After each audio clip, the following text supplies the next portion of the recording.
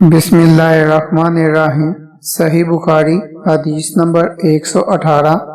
अबू हुरैरा रज़ियल्लाहु अन्हा से वो कहते हैं कि लोग कहते हैं कि अबू हुरैरा रज़ियल्लाहु अन्हा बहुत हदीसें बयान करते हैं और मैं कहता हूँ कि कुरान में 2 आयतें ना होती तो मैं कोई हदीस बयान ना करता।